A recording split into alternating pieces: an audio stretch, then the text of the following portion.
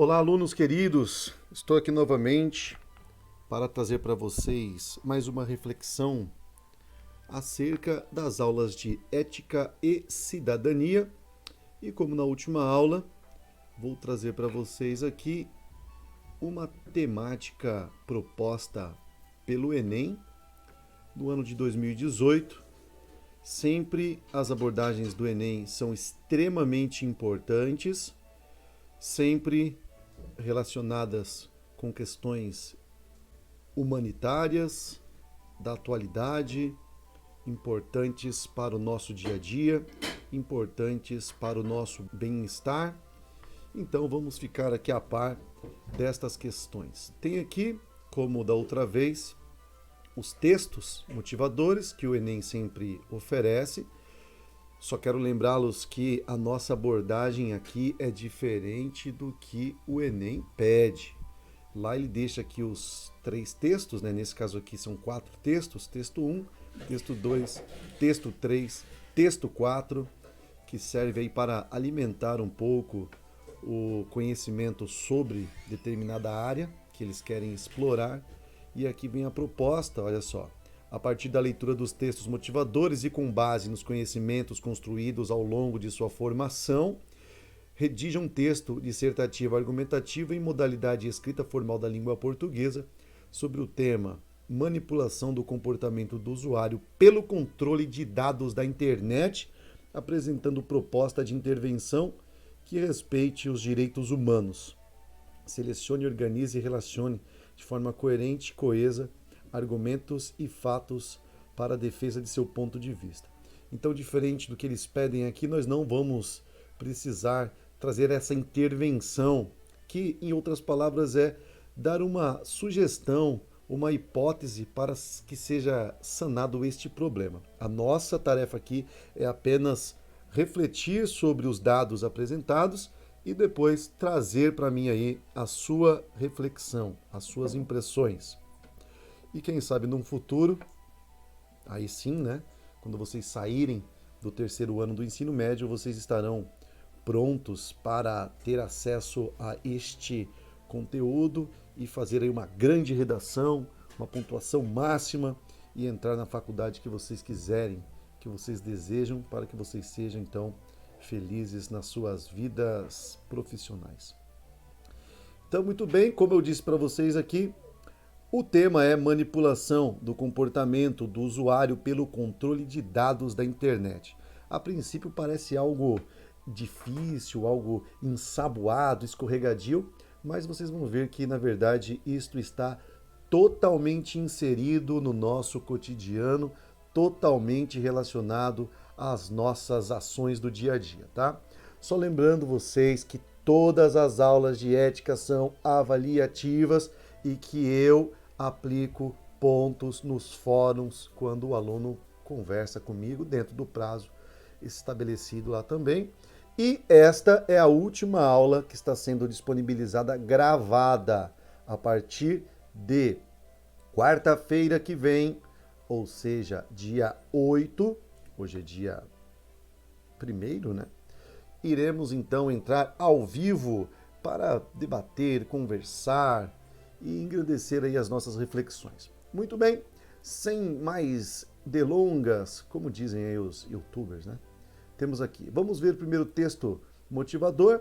A princípio vamos apenas passar os olhos, depois vamos fazer uma análise mais profunda deste contexto. Vejam só, vou ler devagar aqui para que vocês possam ler comigo. Às segunda-feiras pela manhã, os usuários de um serviço de música digital, vamos dar uma pausa aqui, que tal o Spotify, tá? Recebem uma lista personalizada de música que lhes permite descobrir novidades. Muito bem. Assim como os sistemas de outros aplicativos e redes sociais. Este cérebro artificial consegue traçar um retrato automatizado do gosto de seus assinantes e constrói uma máquina de sugestões que não costuma falhar. O sistema se baseia em um algoritmo cuja evolução e os usos aplicados ao consumo cultural são infinitos.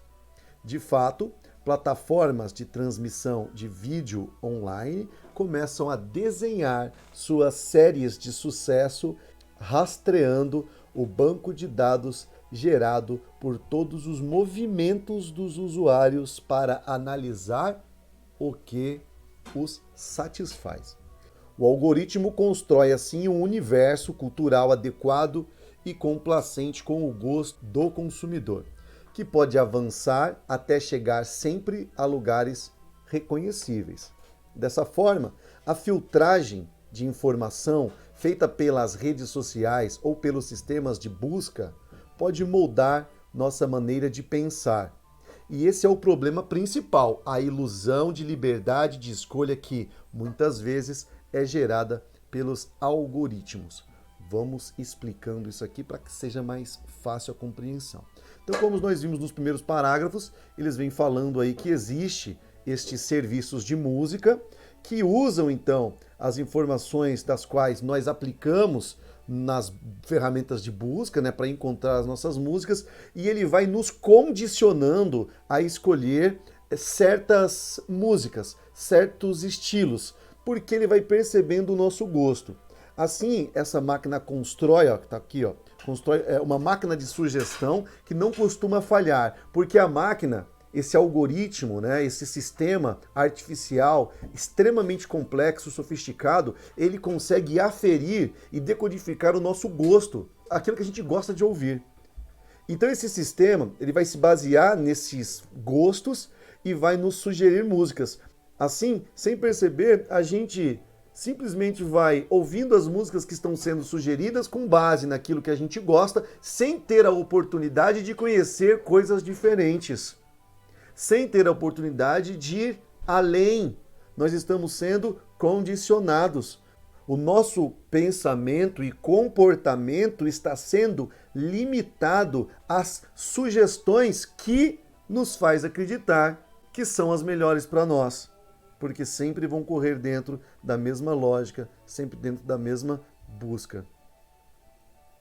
Continuando, de fato, plataformas de transmissão de vídeo online começam a desenhar suas séries de sucesso, rastreando o banco de dados gerados por todos os movimentos dos usuários para analisar o que se satisfaz. Estamos falando, por exemplo, da Netflix, que ao criar suas produções, tem acesso a estes dados computadorizados do comportamento e dos gostos das pessoas e passam a produzir séries que eles sabem que vão, eu vou colocar entre aspas, agradar o consumidor.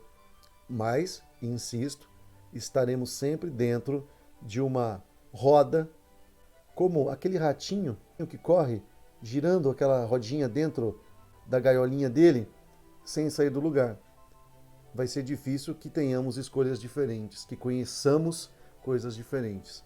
Então, onde está a nossa liberdade de escolha? Quando o computador constrói algoritmos, uma sequência numérica capaz de identificar o que a gente deseja. Primeiro texto. Vamos para o segundo texto agora. Nos sistemas dos gigantes da internet, a filtragem de dados é transferida para um exército de moderadores em empresas localizadas no Oriente Médio ao sul da Ásia, que tem um papel importante no controle daquilo que deve ser eliminado da rede social, a partir de sinalizações dos usuários. Mas a informação é então processada por um algoritmo que tem a decisão final.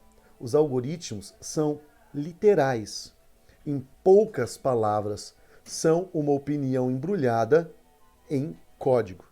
E estamos caminhando para um estágio em que é a máquina que decide qual notícia deve ser ou não lida. Então, vamos fazer aqui a análise deste texto. Aqui é uma outra questão de filtragem de dados. Então, a gente usa, por exemplo, um gigante da internet, o Google. Dificilmente alguém aqui não usa o Google. A gente entra no Google, faz uma pesquisa e passa, então, a informar, sem querer, né, toda a nossa linha de gostos. Então, essas empresas têm acesso aos nossos dados Empresas, por exemplo, de publicidade, têm acesso aos nossos dados e vai chegar para a gente, no nosso Facebook, por exemplo, que é uma outra gigante da internet, propagandas e notícias apenas daquela única linha. Se eu fizer uma pesquisa aqui, por exemplo, sobre quero comprar um celular, então quer dizer, a Google vai ter acesso a isso, sabendo que eu quero comprar um celular, ela pode transferir isso para uma outra empresa que vai criar então, através desse algoritmo, né, que é uma inteligência artificial, baseada nos dados do que eu estou procurando, vai começar a soltar equipamentos parecidos com aquilo que eu venho sinalizando. Mas e aí eu pergunto, e a minha liberdade de escolher outros equipamentos? Então são questões interessantes. Vamos ver agora o texto 3, só para que a gente tenha noção da porcentagem de pessoas que estão relacionadas a esse contexto aí. Utilização da internet. 64,7% das pessoas de 10 anos ou mais de idade utilizam a internet. Então, veja, é mais da metade das pessoas com 10 anos de idade usam a internet no mundo todo. 63,8% são homens, 65,5% são mulheres. Então, até aí está bem equilibrado. Mulher usa um pouco mais a internet. Cerca de 85% dos jovens de 18 a 24 anos de idade e 25% das pessoas de 60 anos ou mais de idade utilizam a internet. Quando estes dados são observados entre jovens de 18 a 24 anos, vamos ter aí um aumento para 85% de pessoas usando a internet. E 25% das pessoas de 60 anos ou mais de idade utilizam a internet. Lembrando que esta geração dos 60 anos ou mais, uma geração que nasceu e cresceu e teve toda a sua fase adulta longe dos computadores. Então, esta galera já está se adaptando. Fico imaginando a próxima geração, então, é óbvio que essa porcentagem irá crescer. Quando vocês forem idosos, por exemplo, já nasceram no mundo digital, a porcentagem, então, será praticamente 100%. Finalidade do acesso à internet, então, em porcentagem, né? 94% diz que serve para enviar ou receber mensagens de texto, voz ou imagens por aplicativos diferentes de e-mails, né? Como o WhatsApp, por exemplo, Telegram, entre outros. 73%, ou seja, praticamente todo mundo diz aí que é para isso, né?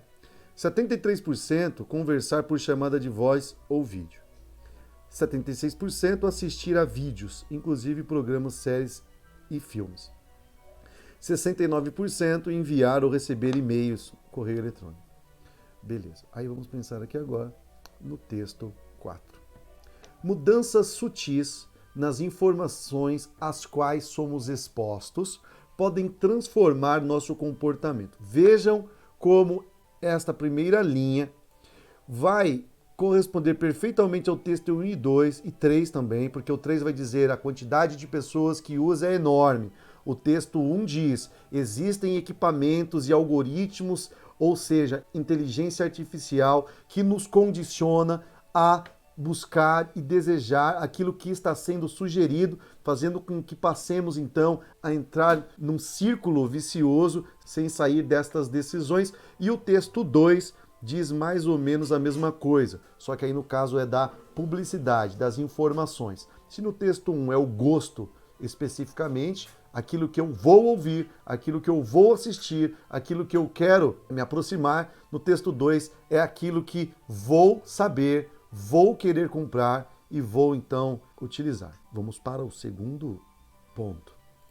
As redes têm selecionado as notícias, subtítulos chamativos como Trending Topics ou critérios como relevância, mas nós praticamente não sabemos como isso é filtrado. Relevância. Então vejam, às vezes a gente está olhando o Facebook, aparece um comentário e vai aparecer os mais relevantes. E minha pergunta é, relevante para quem? Porque este comentário, que é selecionado pelo algoritmo e é estampado como relevante, passa então a condicionar o comportamento dos usuários que estarão lendo os outros comentários. Reparem isso. Quem tem Facebook aí, leiam os tópicos, depois vejam as mensagens, então as mais relevantes, e percebam que estas mensagens são base para tudo aquilo que será falado abaixo delas. E que se por acaso o algoritmo escolher que a relevância seja uma outra ideia, ou um outro ponto de vista do mesmo assunto, vocês vão reparar que as mensagens passam a ser transformadas também. Mas continuando, quanto mais informações relevantes tivermos nas pontas dos dedos, melhor equipados estamos para tomar decisões. No entanto, surgem algumas tensões fundamentais entre a conveniência e a deliberação. Aquilo que é conveniente, aquilo que eu aceito por parecer bom, ou aquilo que eu definitivamente quero expressar, que é a deliberação. É uma ideia deliberada, pensada previamente com a capacidade de convencer os outros. Entre o que o usuário deseja e o que é melhor para ele. Entre a transparência e o lado comercial. Quanto mais os sistemas souberem sobre você em comparação ao que você sabe sobre eles, há mais riscos de suas escolhas se tornarem apenas uma série de reações a cutucadas invisíveis. O que está em jogo não é tanto a questão homem versus máquina, mas sim a disputa decisão informada versus obediência influenciada. Então nós temos aqui toda uma complexidade filosófica agora que mexe com esses conceitos éticos do uso da introdução deste tipo de mecanismo nas nossas vidas. O que fazer para evitar que estas empresas, que são as gigantes da internet, nos subtraiam, isto é, tirem de nós a capacidade de escolher para onde vamos, o que vamos comer, o que vamos assistir, o que vamos ouvir, o que vamos fazer, o que vamos ler. Então essa é a intervenção que eu quero que vocês tragam para mim. Como podemos fazer para evitar que sejamos então um mero produto da internet? Como fazer para preservar a nossa capacidade de discernir entre o que é de fato nosso e o que nos está sendo sugerido? Quando compramos, por exemplo, um tênis, será que realmente estamos comprando porque gostamos ou será que estamos sendo condicionados a achar que ele realmente é bonito? Uma outra coisa interessante é perceber que cada pessoa que assina uma plataforma de streaming de vídeos, por exemplo, como a Netflix, tem uma relação de filmes diferentes uns dos outros. Eu acho que essa é a forma mais prática de entender do que se trata. No meu caso, por exemplo, se eu acessar ali a Netflix, vocês vão perceber que os filmes que vão aparecer são diferentes dos filmes que aparecem para vocês aí. Inclusive eu vou até abrir aqui o meu, vou mostrar a interface do meu Netflix para mostrar para vocês como isso funciona na prática. Estou aqui na minha interface da Netflix, onde esses algoritmos funcionam e onde estão tentando me condicionar a assistir os filmes que eles sugerem mediante então a esta filtragem. De cara vai aparecer a série Dark aqui e mais para baixo vamos vendo os mais populares na Netflix. Acho que dificilmente vão aparecer os mesmos filmes para vocês. Para mim vai aparecer ali o Poderoso Chefão, vai aparecer outras produções.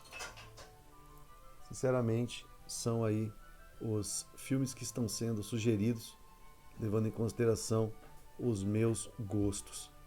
Tem aqui os que estão em alta e vamos descendo aqui, vamos observando aqui séries cômicas e por aí vai. Todas essas séries podem entrar aí e repararem que no Netflix de vocês será diferente, ok? Bom, meus amigos, a aula de hoje é isso. Espero que todos estejam bem. E na quarta-feira que vem estaremos então ao vivo para as nossas aulas de ética e cidadania. Um forte abraço a todos. Até a próxima. Valeu.